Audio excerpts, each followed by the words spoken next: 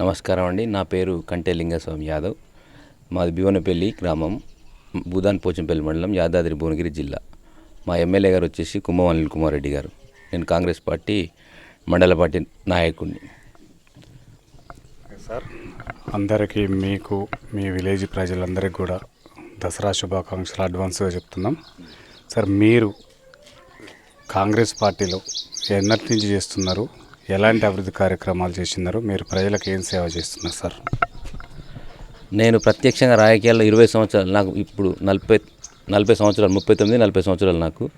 నాకు ఓటు వచ్చినప్పటి నుంచి కూడా నేను కాంగ్రెస్ పార్టీకి పనిచేసిన, కాంగ్రెస్ పార్టీలో కొనసాగుతున్నా.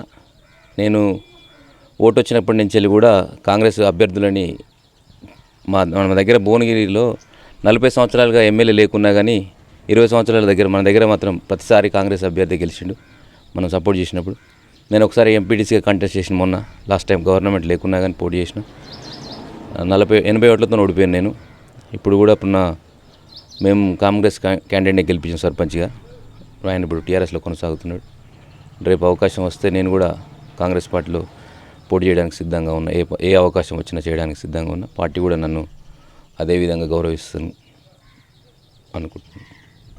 సార్, గత ప్రభుత్వంలో పైళ్ళ శేఖర్ రెడ్డి ఇక్కడ ఎమ్మెల్యే, అతని మీద ఎలాంటి అవినీతి ఆరోపణలు లేవు, అయినా కూడా ఓడిపోవడానికి గల కారణాలు ఏంటి?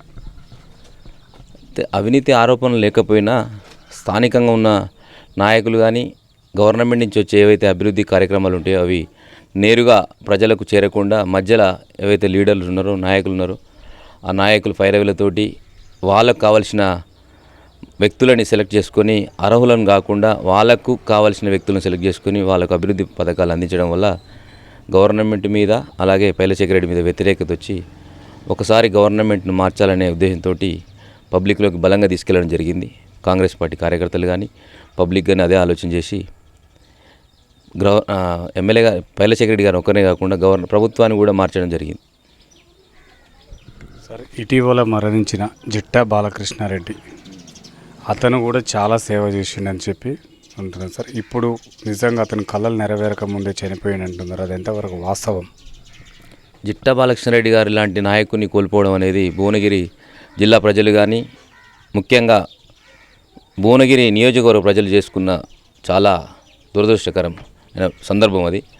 బాలకృష్ణారెడ్డి గారు అనే వ్యక్తి ఒక వ్యక్తి కాదు, ఒక జలశక్తిలాగా పబ్లిక్కి ఇక్కడున్న భువనగిరి కాకుండా చాలా నియోజకవర్గాలకి మంచినీరు దాగిపించినటువంటి మొట్టమొదటి వ్యక్తి. వాటర్ ప్లాంట్ల ద్వారా తన సొంత నిధులతోటి ప్రతి గ్రామానికి మారుమూల గ్రామానికి కూడా వాటర్ ఫిల్టర్ అందించినటువంటి మహోన్నతమైన వ్యక్తి.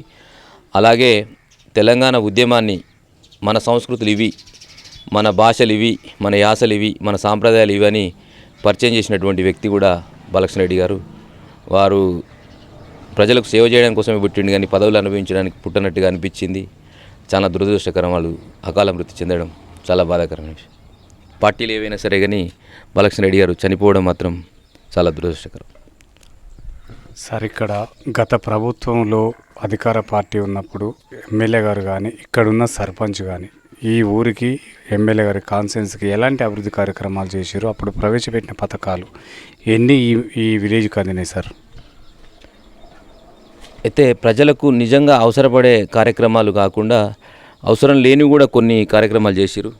అర్హులను కాకుండా అనర్హులను ఎవరైతే చెప్పిరో వాళ్ళకి, ఇప్పుడు ఏదైతే గొర్రెల స్కీమ్ సబ్సిడీ షిప్స్ అండ్ గోడ్స్ ఉంది కదా, అది దాంట్లో డీడీలు కట్టించుకొని అందించలేకపోయారు.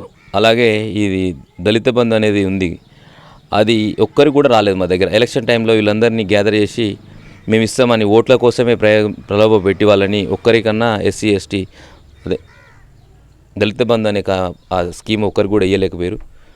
అలాగే 10 ఏళ్ళ కాలంలో ఒక రేషన్ కార్డు కూడా గవర్నమెంట్ అందించలేకపోయింది.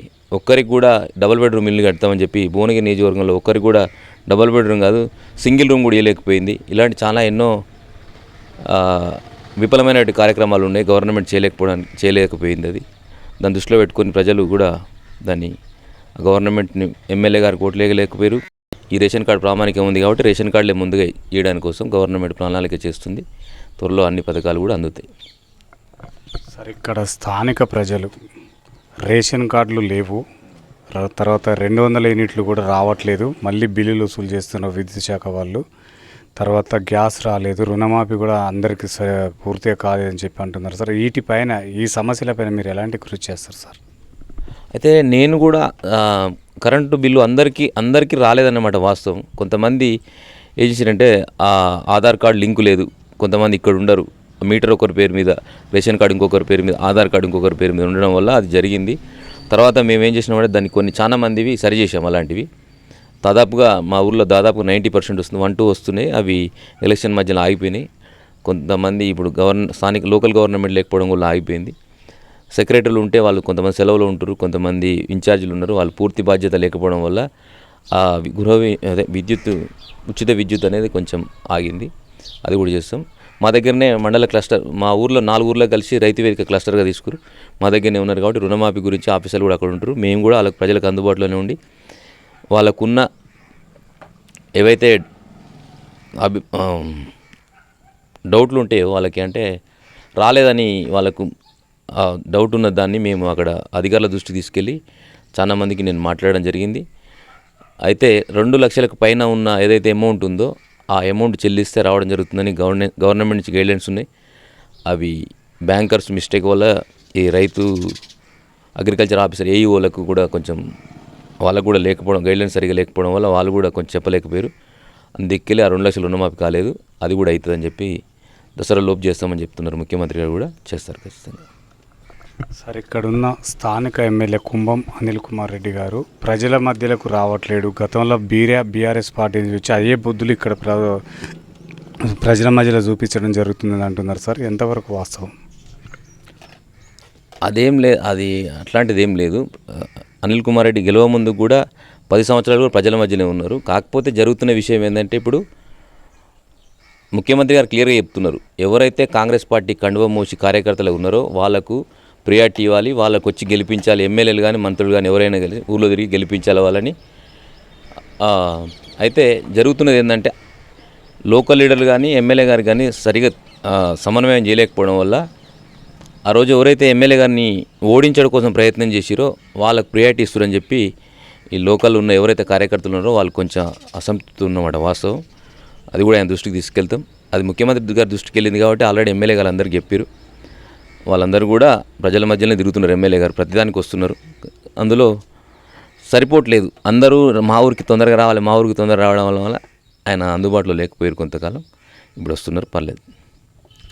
సార్, అక్టోబర్ 2వ తారీఖు నుంచి ఇందిరమ్మ ఇండ్లు, ఈ 6 గ్యారెంటీలో ఒక భాగమైన ఇందిరమ్మ ఇండ్లు ఇవ్వడానికి ప్రభుత్వం సిద్ధమైందని అంటున్నారు. అవి ఏ విధంగా ఇస్తారు సార్?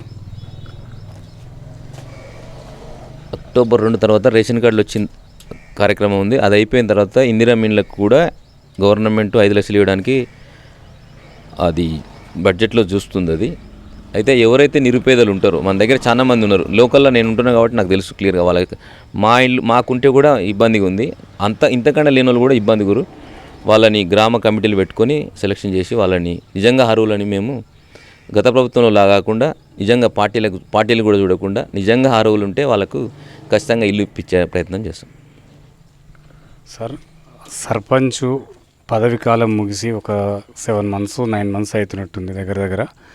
ఇక్కడ సర్పంచ్ లేడని చెప్పేసి స్పెషల్ ఆఫీసర్లు పెట్టడంతో ప్రజలు చాలా ఇబ్బందులకు గురవుతున్నారు సార్. అభివృద్ధి కార్యక్రమాలు అక్కడే కుంటుపడిపోతున్నాయి, సమస్యలు చెప్పుకోవడానికి ఇబ్బంది పడుతున్నారు. ఎక్కడ జాప్యం జరుగుతుంది? ఈ సమస్య పైన మీ కాంగ్రెస్ ప్రభుత్వం ఏ నిర్ణయం తీసుకోబోతుంది సార్? అయితే లోకల్లో సర్పంచ్ లేకపోవడం వల్ల సమస్యలు అనేది ఉన్నమాట వాస్తవం. కానీ దానికంటే ముందు బీసీ కులగణన చేసి వాళ్ళకు దక్కాల్సిన ఏదైతే న్యాయపరమైన వాటా ఉందో అది చేయడం కోసం ముఖ్యమంత్రి గారు కృషి చేస్తున్నారు. ఈ 4 నెలల్లో బీసీ కమిషన్కి చెప్పడం జరిగింది.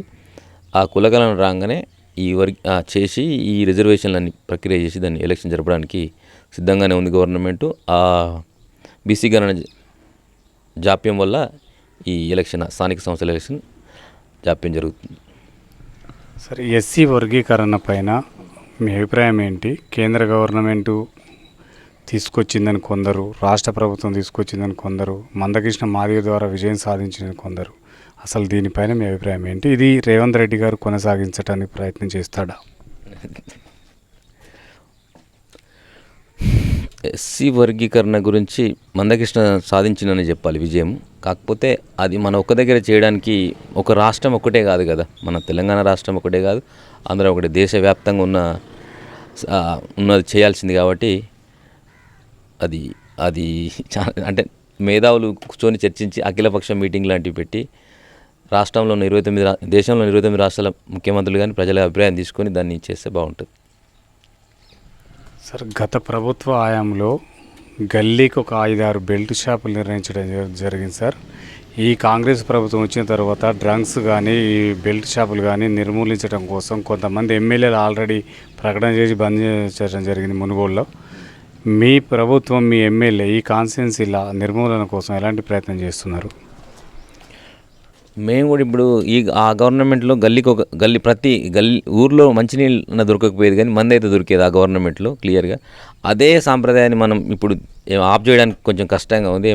మునుగోడు ఎమ్మెల్యే గారు పొద్దున టైంలో కూడా పర్మిట్ రూమ్లోకి వెళ్ళి కూడా వైన్ షాప్ బంద్ చేయొద్దంటలేదు, పర్మిట్ రూమ్లను బంద్ చేయొద్దంటలేదు, ప్రజలనే మారాలి మనం అని చెప్పి ఆ వైన్ షాప్లో పర్మిట్ రూమ్లోకి వెళ్ళి కూడా వారు చెప్పడం జరుగుతుంది.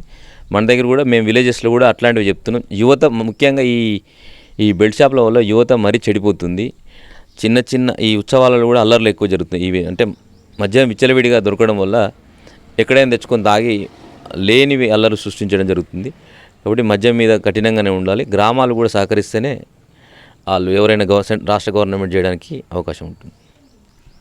సార్, ఇంకోటి మేజర్గా ప్రజల దృష్టి ఏమంటుండ్రంటే ఈ ఉమ్మడి నల్గొండలో ఉన్న ఎమ్మెల్యేలు కానీ మంత్రులు కానీ మొత్తం రెడ్డి వాళ్ళు అయిపోయారు, రెడ్డి రాజ్యం అనుకుంటున్నాం సార్. ఇది గత ప్రభుత్వం కుటుంబ పాలన, ఈ ప్రభుత్వం రెడ్డి పాలన అంటున్నారు. దీన్ని ఏ విధంగా చూడొచ్చు సార్?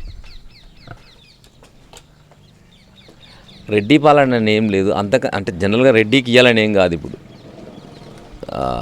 గత ప్రభుత్వము కుటుంబ పాలన జరిగింది వాస్తవమే. ఇక్కడ నాయకుడు కష్టపడ్డ నాయకునికే ఇచ్చారు. అట్లా అంటే ఆలేర్ల బీర్లాయలే బీసీ కదా, మందుల సామేలు ఉద్యమకారుని గుర్తించి కాంగ్రెస్ పార్టీ అతన్ని గెలిపించలేదా? అట్లని కాదు, కాంగ్రెస్ పార్టీ అంటే రెడ్డి పాలన ఏం కాదు. రెడ్డి అంటే ఒక కాపు దాపు అన్నారు.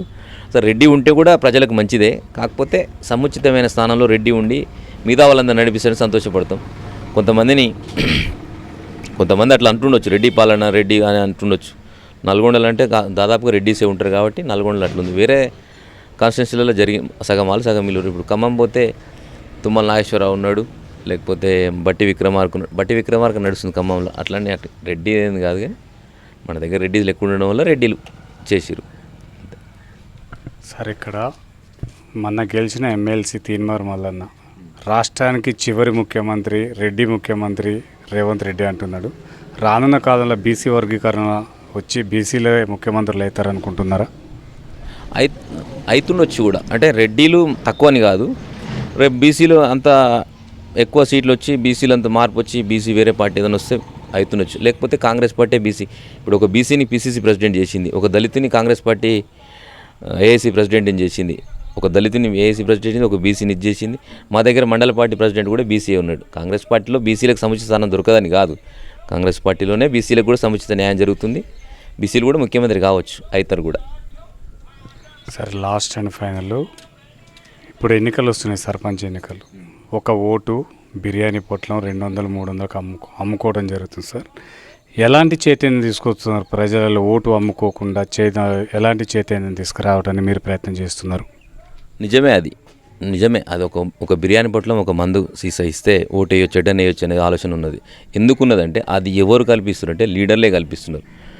మొన్నటి వరకు కాంగ్రెస్ పార్టీని ఓడించాలనే గట్టిగా ప్రయత్నం చేసిన కరుడు కట్టిన వేరే పార్టీల వాళ్ళు కూడా ఈరోజు కాంగ్రెస్ పార్టీ గెలిచిన తర్వాత ఎమ్మెల్యే గారి దగ్గర చేరి అధికారం చెలాయిస్తారు. అయితే మాలాంటి లీడర్లు, ఊర్లో ఉండే లీడర్లు, ఖచ్చితంగా కరుడు కట్టిన కాంగ్రెస్ వాదులు ఏమంటారంటే, మేము కాంగ్రెస్కి వేయాలని వేయించినాం ఆ రోజు ఓట్లు, ఈరోజు మేము పోవడానికి అక్కడ వాళ్ళకున్న స్థానం మాకు లేకుండా పోతుంది. ఈ ఊర్లో ఉన్న ఓటర్ సామాన్యమైన ప్రజలకు ఏమనిపిస్తుందంటే, ఎవరికి వేసినా లీడర్లు మాత్రం వాళ్ళే అవుతారు, ఎవరిని అడగాలి అనే ఆలోచన లేకుండా వాళ్ళు ఏమంటారు, బిర్యానీ పొట్లకు బీరు పొట్లకు ఖచ్చితంగా అమ్ముడు పోతారు, వాళ్ళకి ఇష్టమున్న వాళ్ళకి ఓటేస్తారు. రేపు నేను అడిగినా నాకు వేస్తామంటారు. కానీ ఆ పైనుంచి ఎవరైతే కాంగ్రెస్ పార్టీకి పనిచేసిరో, అధికారం రావడానికి ప్రయత్నం చేసిరో వాళ్ళని సముచితమైన స్థానం ఊళ్ళలో గౌరవించినప్పుడు ముఖ్యమంత్రి గారు చెప్పినట్టు కాంగ్రెస్ కార్యకర్తలని సముచిత స్థానం కల్పిస్తే ఆ ప్రజల్లో ఆ భావం తగ్గి ఎవరేమి ఇచ్చినా సరే మనం వేయాలనుకున్న నాయకునికి నికాసైన వానికి ఖచ్చితమైన మాట ముఖసూడి వ్యక్తులకు వేసి గెలిపిస్తారనేది నా అభిప్రాయం.